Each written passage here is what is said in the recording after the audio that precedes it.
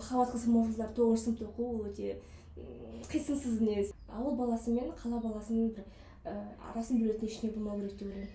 Ауыл баласында үлкен мейірімді жүрек бар. Ол оқыған нәрсесін қиялдан алады, ол шығармашылыққа бейім бола алады. Сол шектеулер бізде қағаз бастылық, одан кейін әкімшілік жұмыстардағы нәрселер, мысалы анам болмайды, мысалы оқу мақсаттарына сай жұмыс істеу керек деп. Оқу мақсаттары жақсы қылған, бірақ та біз сол оқу мақсаттарының рамкасына кіреміз деп, қағаз бастылығының рамкасына кіреміз деп, балаға түсінікті тілде шығарманы түсіндіре алмаймыз. Мүмкін ол сенің кітабың емес. Сен өз кітаптарыңды табу үшін бірінші кітапты бет парақтауың керек болады. Сондықтан да бір елу беттен шығамын, елу беттен оқыған ұнаса, ары қарай оқисың, ұнамаса бетін жауып қайтадан басқа кітап аласың. Ол ешқандай қылмыс емес, шыны керек.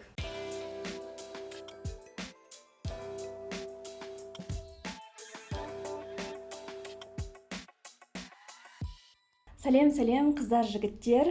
Бұл жұлдыз подкастының кезекті жаңа эпизоды. Әдеттегідей мен алдымен өздеріңізді біздің арнамызға жазылмасаңыздар жазылуға, өздеріңізге ұнаған эпизодқа лүпіл басып, өздеріңізге ұнаған тақырыпқа пікір жазып кетуге шақырамын. Өйткені бұл маған келесі эпизодты қандай тақырыпта жазуыма, қандай тақырыпта эпизод жасауыма соны түсінуге көмектеседі. Мінеки қазір жаздың 2-ші айы басталды, көбінде демалыс.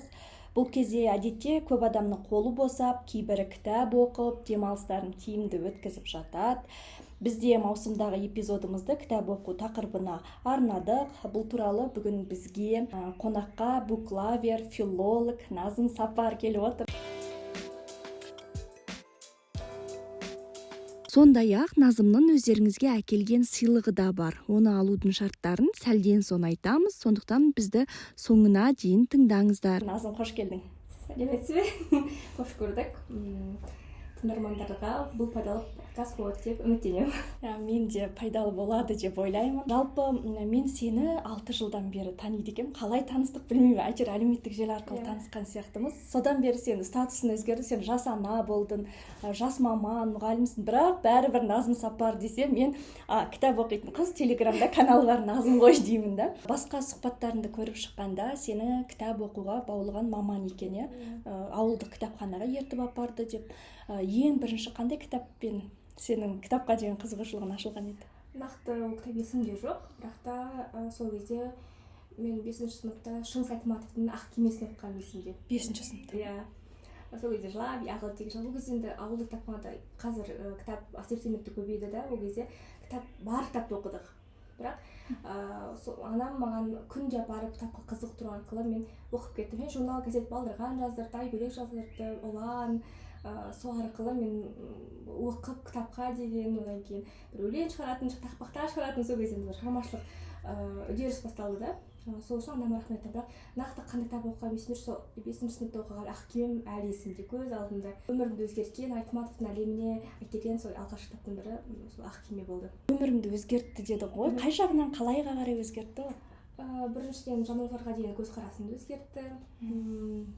Кейін бір жылдар мен студент кезінде веган болуды ұмтылдым сол сәтте. Ол кезде барлық саланы, барлық нәрсені көруге қызығасың ғой. Одан кейін ата-ана қарым-қатынасында мен ата-анамды екесе бір жақсы көріп, екесе сыйлай бастадым. Ақ кеме бұл қай жағынан алса да трагедиялық нәрсе, бала жағынан, ана жағынан, ата мен баласы деген сияқты. Бірақ осы отбасы құндылығын жақсы көрсете алатын шығармалардың бірі деп ойлаймын. Әкеге деген сағыныш, әкем бар да, мен оны сыйламаймын, өйткені мен кішкентай кезде көбінде әкеме ренішім көп болатын да. Сол шығарма мені әкемді бағалауды әлі күнге дейін мысалы қандай бар солай қабылдау үйретті. Күшті, тамаша. Ал жасөспірім шақта қандай жанрларды көбірек оқитын едің? Жасөспірім шақта Робинзон Крузо, Тоқ суырмасының кешкендері деген бізде кітапханаға сондай кітаптар келе бастады. Сол кезде оқи бастадым. Ол кезде өкінішке қарай қазірде Harry Potter қазақша болған жоқ, бәрі орысша болды, киносын ғана көрдік деген сияқты. Сол Робинзон Крузоны қатты қызықтыра бастады. Бірақ шыны керек біздің қазақ әдебиетінің шығармаларын ерте жастан оқытамыз да балаларға. Мысалы 7-ші сыныпта ұлпанды оқу ауыр болады, шыны керек Ақбілекті оқу ауыр болады. Ал оқымасқа басқа кітап жоқ та. Сондықтан балалар кітап оқымайды дейміз. Міне осы олқылықтарды толықтыру үшін қазір Степанов баспасында кітаптар қатты ұнап жүр. Өйткені комикс та бар, фантастика да бар. Мысалы мен аяғым ауыр кезде Harry Potterді қатты жастан оқыдым да. Одан кейін міне бала бірге туған соң нарния шежіресін оқыдым. Сол кезде ойлаймын, неге мен жасөспірім жайлы кітаптар аударылмаған, неге бізге қолжетімсіз болған деп ше. Өйткені ұлпанды оқу жақсы, Ақбілекті оқу жақсы, енді біздің тарихымыз, біздің әдебиетіміз, бірақ та ол балаға өте ауыр, оқырманға, жасөспірімге өте ауыр. Бізде мысалы әдебиетте бала әдебиеті дейміз, және өлгендер қайтып келмейді, бересі оқып бар, мен атым Қожа бар деген сияқты. Қылау бар, мысалы Сайын Мұратбектің Жабайы алмасы бар, бірақ ол автобиографиялық нәрсе да, оны бала әдебиеті деп алу да бір жағынан қамту да меніңше дұрыс емес сияқты. Ол автобиография бір өмірі туралы. Ал қазіргі балаларға, мысалы мен інім бар, 10 жаста, оған қызық емес сияқты. Ол сөйлейді, зачем мне вообще не интересна его жизнь дейді. Шынымен де, ал балалар әдебиеті дегеніміз ол бөлек бір олардың қызығушылығына, сол заманға сай берілетін нәрсе. Бізде одан кейін балалар әдебиеті жарайды, сол мен атым Қожамен жарайды чекте дейікші. Ал сол екі ортада жасөспірімдер кезінде оқитын кітаптар аз, қамтылмаған. Мысалы Махаббат қызы мұңжыздар 9 сыныпта оқу ол өте қисынсыз не, мысалы мен 7 сыныпта мен түсінбеймін ғой, мен не оқып отырмын деймін. Сыныптан да бізде сол жасөспірім кезеңдер қазір аударма саласында Остапеновтың кітаптарын өте жақсы ұсынар едім. Мысалы қазіргі кезде оқитын, мысалы нарния шежіресі болсын, Харри Поттер болсын, мысалы менің сүйікті кітабым бір Ғажайып деген кітап бар, Елес деген қандай кітаптар шықты, керісінше баланы қызықтыра алады. Тілі жеңіл, кей сәтте қазақ әдебиетіне тән бір көркемдік жағынан бір саған ләззат сыйламауы мүмкін, бірақ та қазіргі балаларға оқуға, кітап оқуды бастап кетуге өте жақсы кітаптар. Сонда өкінішке қарай бізде қазақ әдебиетінде жасөспірімдерге арналған шығармалар өте аз. Немесе қазіргі балаларға, мен сабақ берген кезде қазіргі балаларға қызық емес. Бұрынғы біз оқыған мен атым Қожа қатты қызық емес, Сайын Мұратбек Жабайы алмасы қатты қызық емес. Оларға қазіргі кейіпкерлер қызық, оларға қазіргі жазушыларға, жас қаламгерлерге, балалар әдебиетіне қадам басар болсақ, алдымен сол қазіргі балалардың түсінігіндегі кейіпкерлерді шығармаға айту керек. Қазіргі кейіпкерлерді әңгімеге қосу керек, қазіргі кейіпкерлерді бір роман, повесть жазу керек. Өйткені қазіргі балаларға ол нәрсе қызық емес. Өйткені 2000-дан бері балалар өте еркін, өте фантазиясы өте жоғары. Мен 7 сыныпқа сабақ бергенде сол Ғажайыпты бір қыздың әр оқушының туған күніне кітап сыйлайтын болдым да, 10 шақты бала, ауылда жүреді емес па. Кітап сыйлайтын болдым, сол бір балаға Ғажайып сыйладым. Барлық кітабы Ғажайыпты оқыды да, өздерінде 2 сынып жоғары оқитын Ерасыл деген бір бала болды. Темірлан деген бала болды, қателестім. Сол бала үйде оқытатын бала болды да. Соны көргенде қорқатын болды, бірақ сол Ғажайыптан кейін Назым мұғалім біз қорықпаймыз Темірланнан, ол да жақсы бала екен ғой деген сияқты. Одан кейін бір баланың туған күнінен Рахметтің туған инноватор болды деген кітап сыйлады. Ол одан кейін ойда, Назым мұғалім мен деген өскенде андай айтишник боламын, мен андай нәрселер құрастырамын деген сияқты. Міне балаларға осындай бір қиялына, өзінің таным түсінігіне сай кітаптар сыйлаған дұрыс. Мысалы мен кейде ойлаймын, мен балама, Аймұханға Харри Поттерді оқу қаншалықты қызық болады кейін. Өйткені талғам бәрібір өзгереді. Жыл өткен сайын, ұрпақ ауысқан сайын, заман өзгерген сайын ауысып отырады.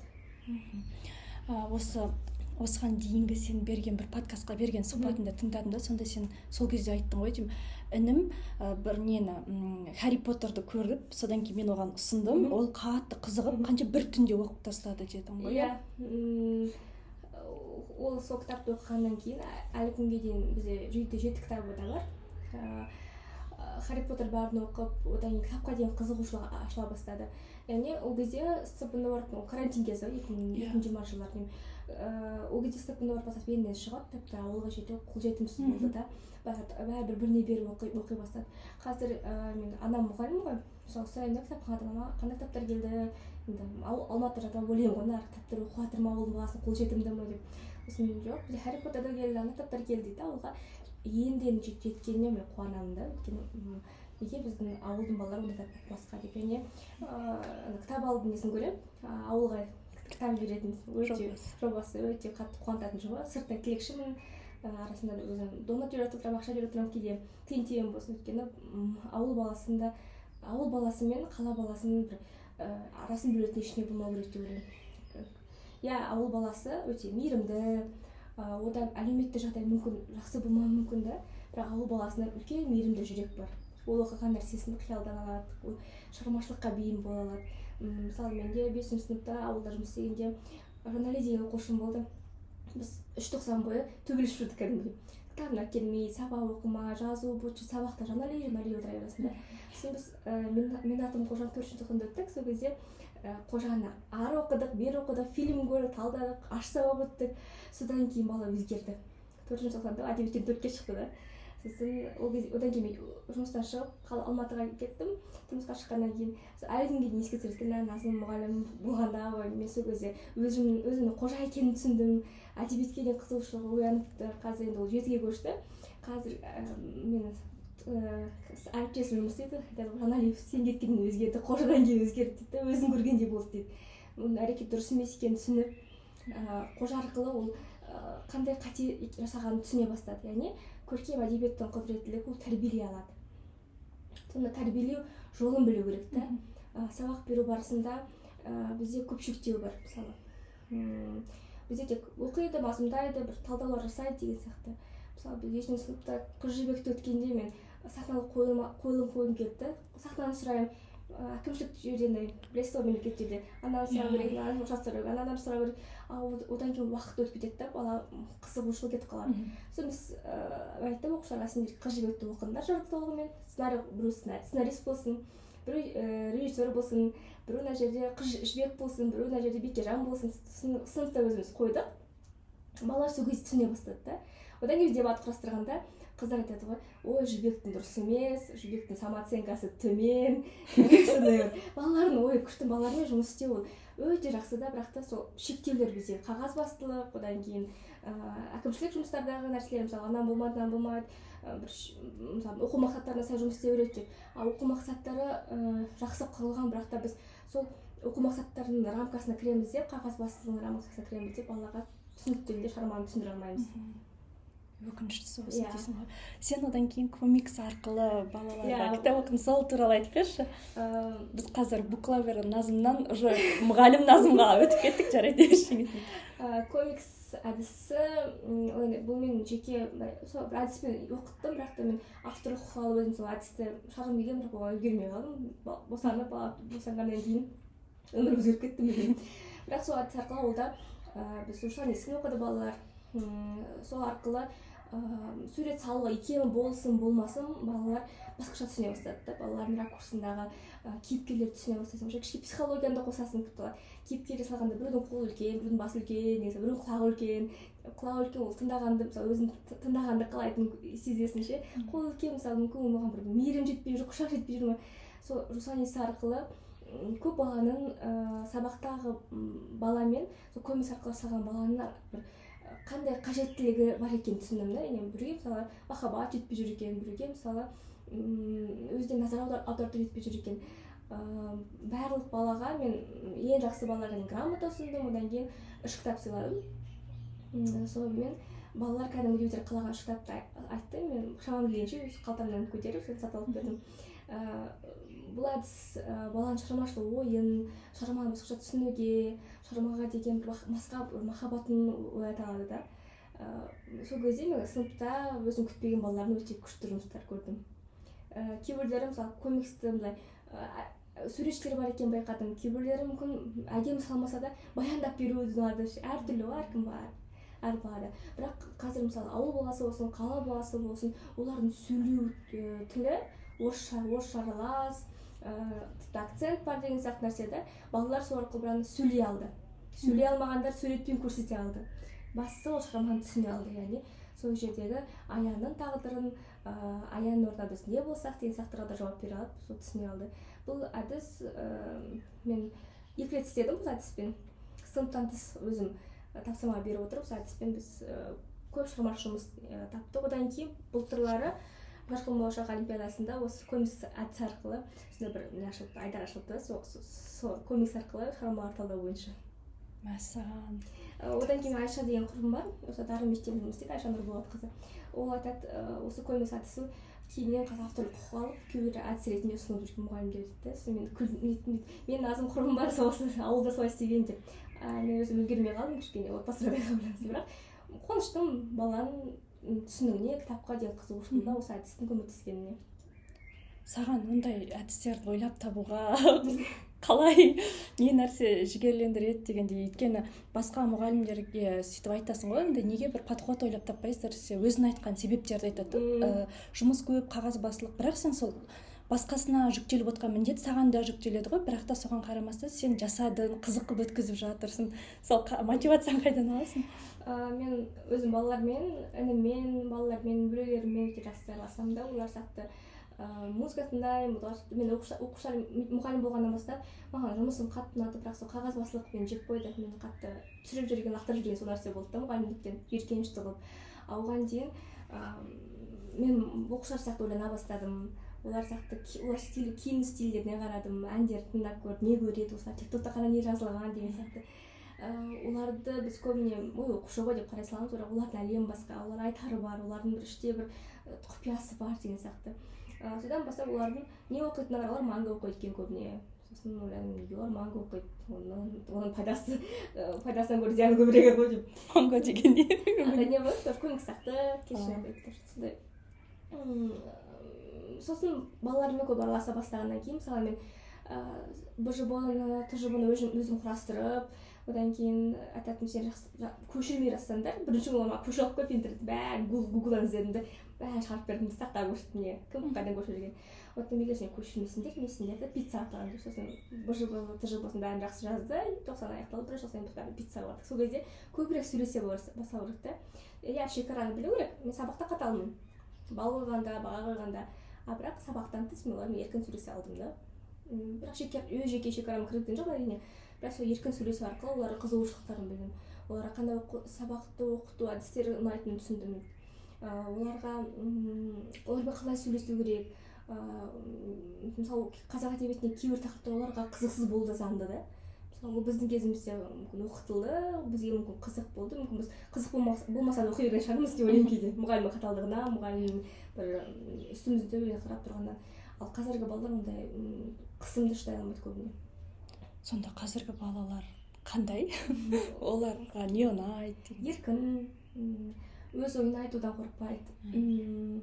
Фантазиясы өте жақсы. Мен олардың пікірін естігенде, неге мен бұл нәрсе келмейді деп ойлаймын ше. Дебат қылып формат сабақ өткізгенде де олар айтады. Бір қыз айтады, негізі қыздарды таңдау бар әрқашан дейді. Жібектің орнында кез келген қыз таңдай алады дейді. Бекежанға бара ма, Түлекеңге бара ма, жігіттер ғашық болады болды дейді. Ал қыз таңдай алады дейді. Сол кезде ойлаймын, шынымен де мен 7 сыныптың қызына бұл қандай қалай ой келді деймін да, мен неге ойыма нәрсе келмеген деген сияқты. Тек олардың тілін табу керек сияқты. Біз көбіне ғой қап-қара киініп алып, оверсайз киіп алып, бір түрлі осы подростықтар, ересектер бір түрлі деп. Бірақ олардың ішінде не отқанын білмейміз да. Олар көбіне тұйық болады, томағай тұйық болады. Олардың әрқайсының тілін табу керек. Әрқайсының іштегі бір мұны бар, құпиясы бар. Біздің ұрпақ көбіне ғой, біз мойынсұнғышпыз да, бәріне мойынсұнамыз, шықпаймыз. Олар керісінше жоқ, олар өз пікірін, өз позициясын жақсы біледі. Достар, эпизодымыздың басында айтып кеткендей, Назым сіздерге сыйлық сыйлағалы отыр. Ол сіздердің араларыңыздан бір белсенді жанды таңдап, оған ғажайып кітабын сыйламақ. Ол үшін осы сұхбатты соңына дейін тыңдап, сосын осы эпизодтан алған инсайттарыңызды, әсерлеріңізді әлеуметтік желіге жазуларыңыз керек, және міндетті түрде Назымды және мені тегтеулеріңіз керек. Инстаграм аккаунтымызды мен осы жердегі биоға жазып кетем. Назым өзіне ұнаған ойды таңдап, сол ойдың иесіне сыйлығын 15 тамыз күні табыстайды. Филология және мұғалімдік деген өзін қалап түскен мамандық еді. Бірақ мен негізі 5 сыныптан бастап журналист болғым келді. Расулсыз қатты қызыққандықтан журналист болғым келді. Мен ауылдық жерде оқыдым. Малихабдуллин ауылы бар, Зеренді ауданының 30 шақырым жерде. Ол жерде біз 9 жылдық, 9-дан кейін мен сыныптастарым оқуға түседі, колледжге 8 оқушы болып бітірдік. Мен 11-де Зерендіде интернатта оқимын. Сосын сол мектепке 4 жылдан қайтып мұғалім болып барамын. Мен негізі сол журналистикаға тапсырамын, бірақ 5 пән тапсырамын деген біркеде қорықтым да. Журналистика білесіз ғой, 2 пән ғана. Ал біз 2017-де біз бітіргенде ұбт-ның форматы өзгерді. Біз 5 пән тапсырдық, оқу сауаттылығы, математика сауаттылығы, қазақстан тарихы, қазақ тілі әдебиеті бір пән болды бізде. Осын жалпы тарих болды менде. Сол кезде дайындық, күні-түн дайындық, сосын ойладым, 5 пән тапсырып көрейін. балыма қараймын деп. Өйткені ата-анама күш түсіргім келмеді. Үйдің үлкенімін, одан кейін 2 інім бар. Ата-анам грант платын ақыл оқуды оқытылады, бірақ та күш түсіргім келген жоқ. Кішкентай кезде андай үйдің тұңғыштары не болды, достигатор болды ғой. Андай іздеу керек, бәрін күш салмау керек деген сияқты. Сонымен 114 алдым 140-тан. Балым жақсы болды. Тарихпен оқу салтын қосақ 40-тан 36 болды. Папкам бар, расылшы, ұлан расылшы, куәлігі бар, папкам толық. Алматыға жұмаш тапсыруға қорықтым. Өйткені өзі конкуренция өте жоғары болды. Çalмай қалсам ертең ата-анам бетіне қарай деп өзіме бір іштей бір өзім білмеймін. Ешкім маған айтқан жоқ, бірақ іштей бір қорқыныш болды да. Ал 114 бала өте жақсы бала болғаннан кейін бірнеше жыл Казгуге жаздым. Одан кейін Абай атындағы университетке жаздым, сосын ИНУ-ға жаздым, сосын Көкшетауға жаздым Қоқанға. Сосын солай оқуға түсіп кеттім, бірақ мен филологияны өте қатты жақсы көрдім. Саған енді бәлкім мамандық таңдауына, университет таңдауына ата-анаң ешқандай қарсы болмаған жоқ, иә. Керісінше олар қолда тек қыз баласы, айлары Алматы, туған туысы жоқ қайда деп уайымдады. Бірақ та мен ұлғандықтар бізде рухани өлет дейміз. Ұлан газетінің апай-ағайларымен әліппен араласамыз, туған туыстай болып кеттік. Солар маған бірінші өте қатты көп қолдау көрсетті. Мен ұланға мақала жаздым. Сол кезде шәкіртақы 20 мың теңге болды. Мен Ақжеркемен ұланға мақала жазып, сол 20 мың теңге шығарып алатынмын ай сайын. Ата-анама күш түсірмеу үшін солай мақала жазамын, сабақ оқимын солай. Содан кейін екінші курстан кейін бәрі-барға жұмысқа кірдім, бірақ 4 айда жазып істедім. Сосын шығып кеттім ол жақтан журналист болып келгеннен. Сол Ербол ағайға көп рахмет. Редактор Болатбек Мұхтаровқа көп рахмет, маған көп нәрсе үйретті 4 айдың ішінде. Одан кейін ұланға жұмысқа кірдім. Карантин басталды. Сосын біз қайта ауылға кеттім. Бірақ сол ұланнан ұланның қызметкері болып, сол жұмыстан шығып, біз қайттық ауылға келіп мұғалім болып қайттым бұрадым. Болашақта журналистикаға келу ойында бар ма, әлде мұғалім ретінде жалғастырасың ба? Екеуіне де бармай шығармын деймін. Сонда қайда барасың да? Баспа ісіне қызығып сол кезде. Немесе әдебиеттануға ойлаймын. Сол қазір екі таңдаудың арасында жүрмін. Кішкене балам өсіп алсын, бір 2-ге толғасын деп, одан кейін сол екі таңдауды қайсына өзіне киемім келеді, қайсына шынымен қызығушылығым болады. Жаңа сен айттың, мамандық пен университет таңдауыма ешқандай ата-анам қарсылық танытқан жоқ деп, бірақ кейбір жасөспірімдер бар, олардың таңдауына ата-аналары қарсылық танытады. Сол жасөспірімдерге не айтар едің? Ондай оқиға көз алдында болып жатыр, шыны керек. Қазір робот тапсырғандар 4 рет тапсырса да, роботқа 4 рет тапсырады, бірақ ата-ана тарапынан мамандық таңдап беру, мамандық университет таңдап беру деген сияқты нәрселер бар да. Бірақ мен ойлаймын, 11-ден кейін бір жыл бала оқушы бір жыл демалу керек деп ойлаймын. Өйткені ұбт деген үлкен стресс біріншіден. Екіншіден мамандық таңдай алмау ол 18 жасында ол нормальный нәрсе. Яғни қалыпты дүние да ол. Біз бірден бір мамандық жақсы көріп кетуі мүмкін. Мен мысалы педагогиканы жақсы көріп кете ойлаған жоқ. Мен жұмыс істеп, өзім журналистикадан кішкене жұмыс істедім, одан кейін мысалы өзім арасында репетитор болып жұмыс істедім. Сол кезде түсіне бастадым да мамандық ұнайтынын. Бірақ қазір басқа мамандыққа ауысқым келеді. Бұл енді өмір болғаннан кейін ауыса беру бұл ешқандай бір немес қалыпты жағдай. Ешқандай бір оның қайшылығы жоқ, ешкім басын кесе алмайды. Бір жыл меніңше 11-ден кейін бір жыл оқушы демалу керек. Жұмыс істеп көрсін, өзінің қызығатын салалар бойынша. Тігінші бола ма, тігінші болып жұмыс істеп көрсін. Одан кейін мысалы бір жылдан кейін дизайнер тапсырады деген сияқты. Немесе официант болып жұмыс істеп көру мүмкін, ол қонақ үй кәсібі бойынша қызығушылығы. Бізде бірден оқуға түсіп кету керек, бірден мамандық алып шығу керек, грантта оқу керек, бір рамка салып тастайды бала одан сайын қиналады. Ал 4 жыл оқып, дипломды алып, одан кейін жұмыс істемей басқа мамандыққа кетіп қалуына ешкім кепілдік бермейді да. Жаңа кейбір таныстарым бар, оқыды, диплом ата-анасы тапсырды, сананы салды, болды, басқа мамандықпен жұмыс істеп жүргендер де бар. Ал мамандық ауыстыру, таңдау деген өте үлкен жұмыс та. Сондықтан да меніңше 11-ден кейін бір жыл демалған дұрыс. Бірақ онда біз демалыс ешкім жасамайды. Ата-аналар көбіне. Мен ойлаймын, жарайды, ата-аналар оқуға түссін жарайды. Бірақ та сол студент кезде жұмыс істеп көрсін. Мен мысалы журналистикаға жұмыс істеп көрдім студент кезінде. Көп қиындықтар көрдім. Кейін бірте ол жазу ұнайды, бірақ та кейбір журналистикада қарама-қайшылықтар, сөз бостандығы жоғын көріп, мен бұл мамандыққа дайын емес екен, бұл мамандық менікі емес екенін түсіндім да. Сондықтан да меніңше қызығатын саласы өтсем, жұмыс істеп көрсін. Сол кезде магистратура басқа мамандыққа тапсыруға болады деген сияқты. Бірақ енді 4 жыл көп уақыт қой шыны керек. Бірақ жұмыс істеп көру мүлдем басқа өзгертеді адамды. Теория бөлек, жұмыс бөлек қой. Сен жұмыс істеп теорияны оқысаң мүлде басқаша әсерде боласың. Ал егер мысалы бала бір мамандықты қалап тұр, ата-анасы жоқ анандайға барасың десе, онда не істеу керек деп ойлайсың? Сол мамандықтың не үшін оқығысы келетінін түсіндіру керек. Не үшін ол мамандықты, қандай қызығушылығы бар.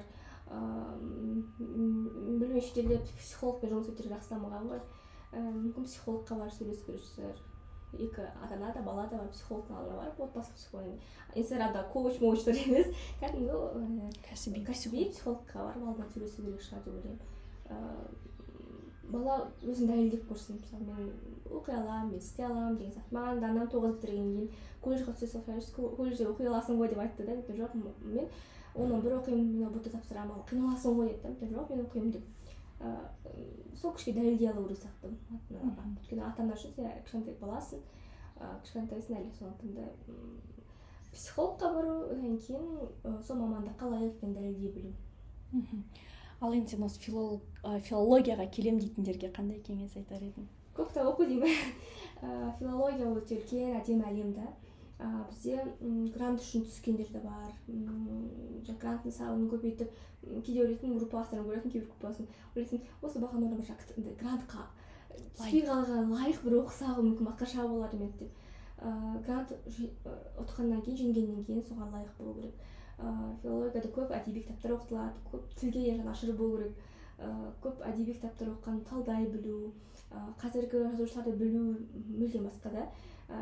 Мен көп кітап оқығаным маған 3-4 курс өте қатты көмектесті. Өйткені біз 1-2 курс өз пәндерін оқымаймыз ғой. Менеджмент оқығаннан оқыдық, бәрін оқыдық.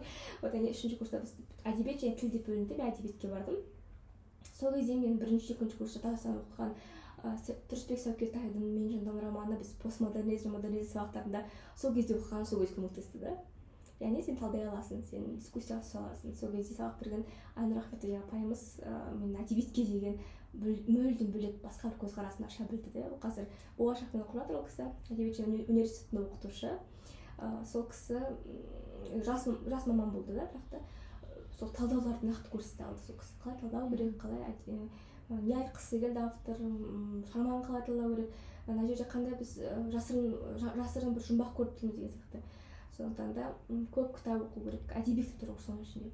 Қазір бәрі психологияны оқиды, психология, тұлғалық даму, жеке даму, бірақ Ескендір Бестайдың сөзі бар да, маған қатты ұнайды. Айтады ол көркем әдебиет дәрумен сияқты дейді. Адам аурудың алдын алу үшін дәрумен ішеді ғой дейді.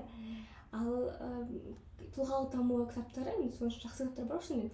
Олар сол ауырған кезде ішетін дәрі сияқты дейді. Сондықтан да біз аурудың алдын алу үшін көп дәрумен ішу керегіміз дәрумен бізде көркем әдебиет. Көркем әдебиетте проблеманы өз шешесің да.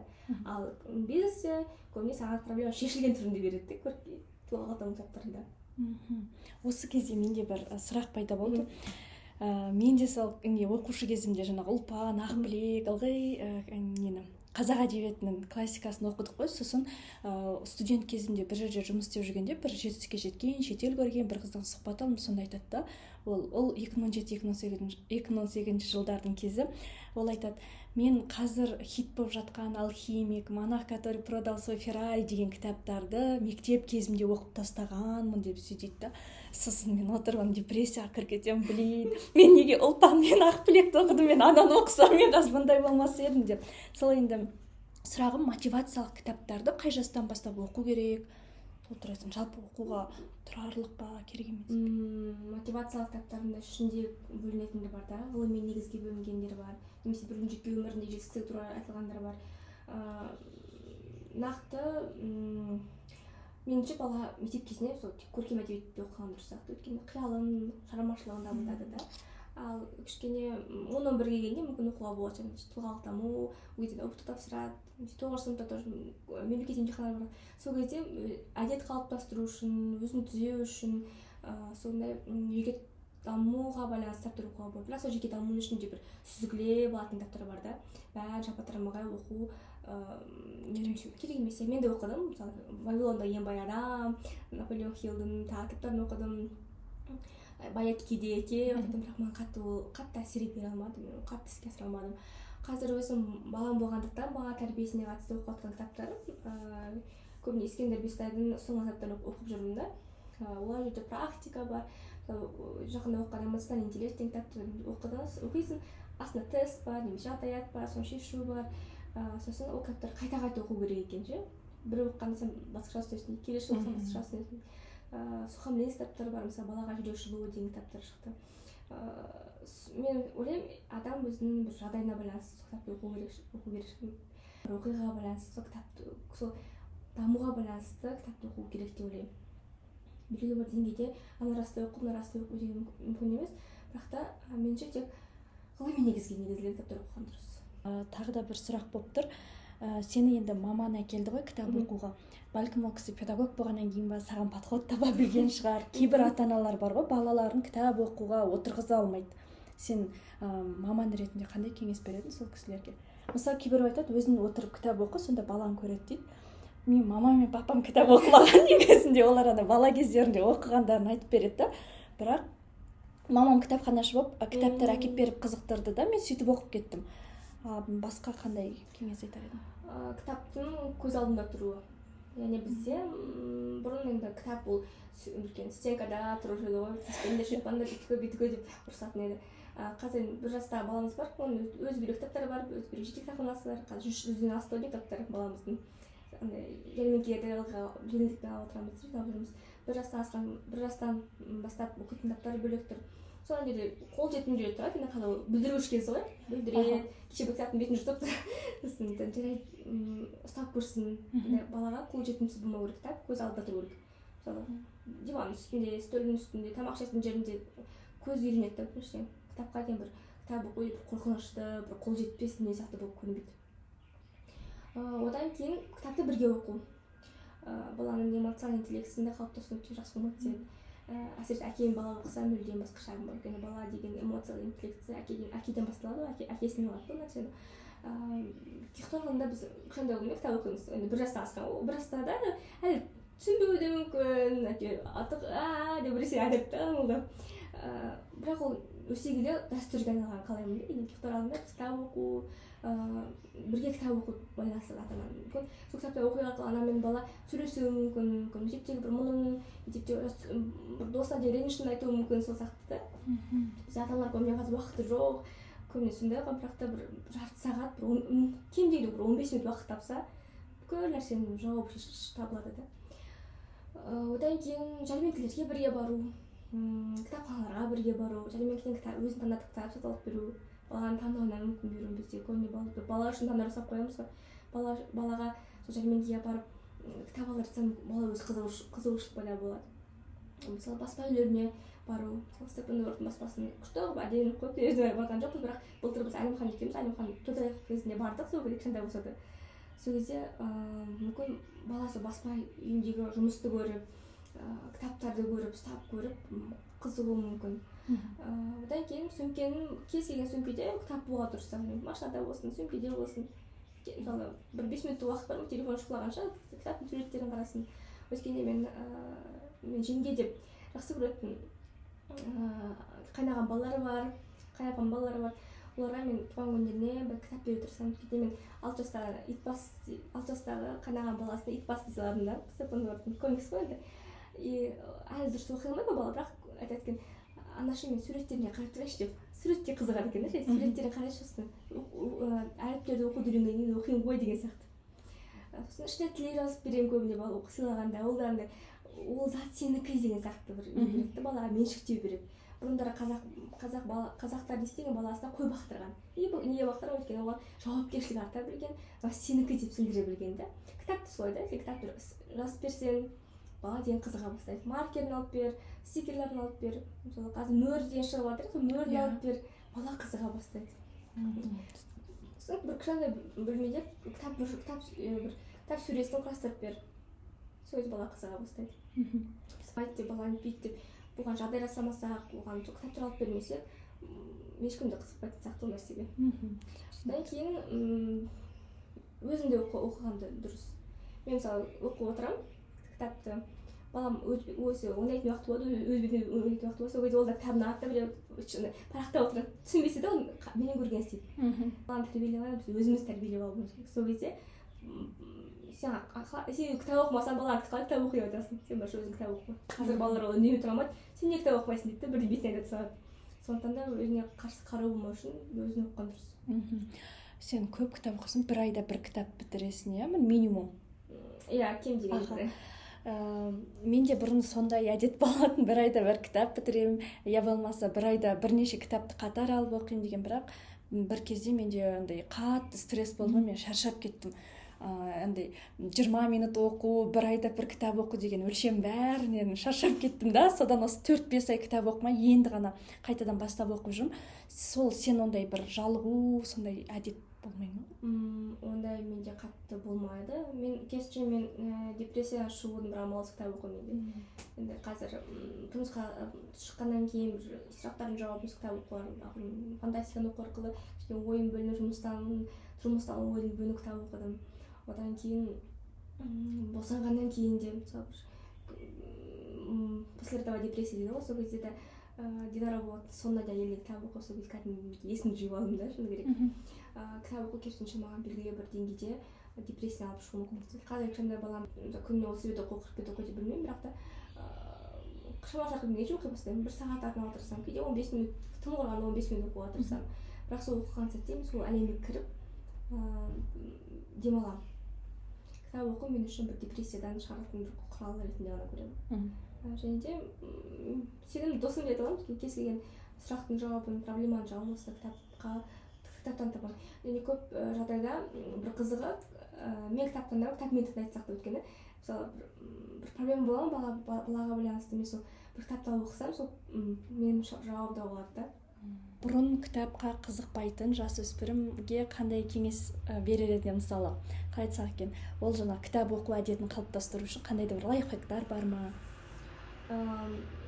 Бірінші кітап дүкені кітап таңдау өзіне, және өзім таңдап, зерттеп, иіскеп, қолыммен ұстап көру. Екіншіден арнайы уақыт бөлу. Және күніне 1 сағат болсын, тым құрғанда 15 минут. Сол кезде мысалы телефон, гаджет бәрін алып тастау. Бар зейін, кітапта және қазіргі балаларда зейін тұрақсыз.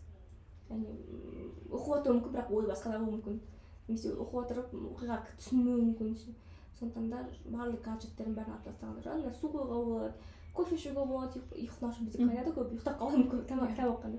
Кофе ішсеңіз мүмкін ұйқыңыз ашылады деген сияқты. Сосын арнайы бір орта болған дұрыс сияқты, кітап оқитын. Кітап клубтары қазір көп Алматыда. Сондықтан да кітап клубына қосылу. Одан кейін әлеуметтік желіге кітапты салу ұят емес та, ол бір кітап оқығанды салу, мысалы бір тренд салу. Немесе мен чек-листтарым бар, көбіне неше бет күнде оқитын. Марафонның алдында өткізгенде сол бойынша күн неше бет оқыды және оқыған бетіне не түйді деген сияқты сол жазып отырды да. Арнайы чек-листқа белгілеп отырмын, мысалы бүгін 15 бет оқыдым, бүгін 3 бет оқыдым, бүгін оқыған жоқпын, бүгін оқыған бетте ертең оқимын деген сияқты. Яғни кітап оқу деген дағда болу керек та. Сенің күн тәртібінде бір кішкентай бөлігін кітап оқу болу керек. Ол кітап оқудың уақытын сен телефон шығып, TikTok көріп, Instagram ақтарып өткізе алуың мүмкін да. Сондықтан да сен арнайы сол уақытты бағалап, сол уақытты дайындалу керек деп ойлаймын. Суын да әкеліп қойып, шайын да әкеліп қойып, кітабын ашып оқитындай. Маркерлер бар. Мысалы кітапты алған кезде бірінші бетін бастаған күнін жазып қойып, мысалы бүгін бастадым. Содан жерде мазмұны тұрады ғой, бөлімдер тұрады. Соған мысалы әр күн мысалы 1, 2, 3, 4 осы бір күн осы бөлімді оқимын, 2 күн осы бөлімді оқимын, 3 күн мен солай жасаймын. Сосын кітапты алғаш рет не күтесің бұл кітапты? Соны жазасың, өткеннен кейін артында не қалай әсер етті мысалы. Одан кейін рецензияларды жинап жазған дұрыс. Өткенде біз кітап оқимыз, ұмытып қалуымыз мүмкін. Рецензия кейін бірнеше уақыт өткеннен қайта оқысаң, рецензияны сен кітап туралы еске түседі оқиғалар. Жалғыз телеграм канал аш, мүмкін заметкаға сақтап қой. Бірақ телеграм канал өте жақсы ұтымды тұста, өйткені осы телеграм сақтап тұрады, өшпейді деген сияқты. Заметкада өшіп кетуі де мүмкін мысалы. Тұста бір қарапайым әдеттер қалыптастыра бастайды. Жәрмеңкелерге бару, сол атмосфераны сезіну. Мысалы мен меломанға кірген сайын ойлаймын, кітаптар қашан бәрі оқып тұруға болады деп көп көремін да. Бір ерекше бір өзінің бір атмосферасы бар. Сондай жерлер көп бол. Буккорсинг бар мысалы. Сондай жерге көп бару керек сияқты. И және ең бастысы сөмкеңде кітап болу керек. Сен күтіп отырсың біреу кітап оқысын, автобуста отырсың кітап оқысын, тұрда отырсың кітап оқысын мысалы. және де кез келген жерде оқуды үйрену керек, зейінді біз тұрақтандыру керекпіз. Ылғи тыныштықта кітап оқу мүмкін емес қой енді шынымен. Сонда зейінді қалыптастыру үшін көп тыныштық, автобус болсын, метро болсын, кез келген жерде оқуды үйрену керек, сол кезде зейін тұрақталады. Одан кейін түсінбесе, бір 50 беттен оқу керек кітапты. Егер түсіну ұнамаса, онда жауып тастау керек. Қинап оқытып өтудің қажеті жоқ. Мүмкін ол сенің кітап емес. Сен өз кітаптарын табу үшін бірінші кітапты бет парақтауың керек болады. Сондықтан да 50 беттен шығамын, 50 беттен оқу ұнаса, ары қарай оқисың, ұнамаса, бетін жауып қайтадан басқа кітап аласың. Ол ешқандай қылмыс емес, шыны керек. Назым, сен телеграм канал жүргізесің өзіңнің. Одан кейін бұрын жүргіздің ғой, енді ол жерде электронды кітаптар тұратын. Одан кейін қазір өзіңнің оқырман клубың бар. Жас кішкентай балам болғанына қарамастан қазір контент салып жүрсің кәдімгідей. Осының бәріне қалай үлгересің? Бұл менің декреттегі бір ғажап әлемім деймін бе. Өйткені декретте отырғанда түсінеді. Балаймен отырғанда емес екен. Осы жобаларды іске асыру арқылы мен қайттан өзім бұрынғы қыз күнімдегі сәттерге оралғандай боламын. Арманшыл, қиялшыл, Назым қайтып оралғандай болады. Яғни сен тұрмысқа шыққаннан кейін сен әйел боласың, келін боласың, біреуге жеңге боласың, барлық жауапкершілікті аласың, ана боласың. Сол жобаларды іске асыру арқылы мен бұрынғы қыз Назымға, яғни қыз күнімдегі армандарыма, арманшыл Назымға қайтып оралғандай боламын. Және де жолдасыма көптен көп рахмет. Мен кез келген идеямды іске асыруға, мен мысалы өзім рилс түсіретіндей уақытым кейде болмай қалады, немесе монтажға уақытым болмай қалса, сол кезде содан кейін маған жолдасым Мобилоров жолдады да. Мобилоров тез жұмысын қатты жақсы жүре бастады. Мобилоровпен бір күнге съемка белгілейміз, бір сағатта бәрін түсіреміз, съемкаларды, идеяларды ұсынамын, оған түсіреміз. Сол маған монтаждап жүре береді да, сол мен жұмысым қатты жүре бастады. Жолдасыма көптен көп рахмет, мені қолдайтынына. Өйткені бұл қолдау өте үлкен бір сенің ішіндегі арманды өшірмейтін дүние да.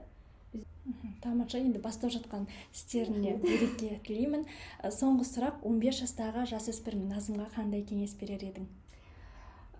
15 жастағы Назым тұйық болған. Тұйық болған. 10-11 оқыған жайын, интернатта отырған жайын тұйық болдым. Мектепте буллингті да көрдім, түрлі оқиғалар да болды, шыны керек. Ол әр оқушының басына өтетін нәрсе. Сол кезде маған анам айтқан әлі есімде. Қызым, сен кітап оқып, өзіне ұнайтын нәрсемен айналыс деді да. Сен мүмкін жанындағы қыздар сенің мен түсінбеуі мүмкін, сен түсінбеуі мүмкін, бірақ кейіннен сен өзің бағалайтын ортаға түсесің деді. Сонымен оқу бітіргеннен кейін Алматыдағы рухани бір ортаға түстім да. Өзімнің бір арманымды қалыптастыра алдым. Сондықтан да 15 жастағы Назым болсын, қазір 15 жастағы жасөспірім болсын айтарым, өзіңізге ұнайтын іспен айналысу, өзіңізді қалыптастыру жолынан шаршамау. Және арманшыл болу, сене білу, адамды да адам болатын, неше түрлі жоба құрастыруға, қоғамдағы ерекшелігіңді сақтап қалуға ол арманда. Сондықтан да армандардан шаршамау керек. Және арман жолында еңбек ете білу керек. Ешкім саған сенбесе де, күлсе де, сыртынан көрсе де, мектепке сол сондай буллингке толы, сондай бір түсініксіз жағдайлар болады. Жасөспірім кезде тұйықталасың, жылайсың, құлайсың, бірақ та сол іштегі армандарыңды біреу күліп жатса да, қойшы журналист боласың ба деп айтса да, сен соған сене білуің керек па, сен өзіңе сене білуің керек. Ата-ана түсінсе, түсінбесе де. Тыңдарман, осымен бүгінгі эпизодты аяқтаймыз. Пайдалы болды деген үміттеміз. Назымның өздеріңізге әкелген сыйлығы да бар. Оны алудың шарттарын біз жоғарыда айттық. Шарттарды орындап, күшті сыйлықты ұтып алыңыздар. Біздің арнаға жазылыңыздар, лүпіл басып, пікір жазуды да ұмытпаңыздар. Келесі эпизодта кездескенше сау болыңыздар. Сау болыңыздар.